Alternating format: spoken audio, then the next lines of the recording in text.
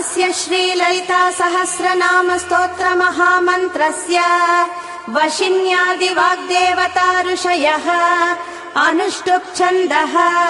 श्रीललिता परमेश्वरी देवता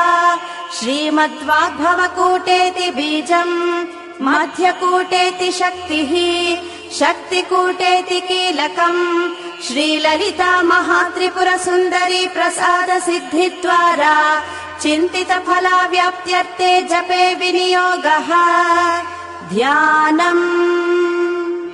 सिन्धूरारुण विग्रहाम् त्रिनयनाम् माणिक्यमौलिस्फुरत्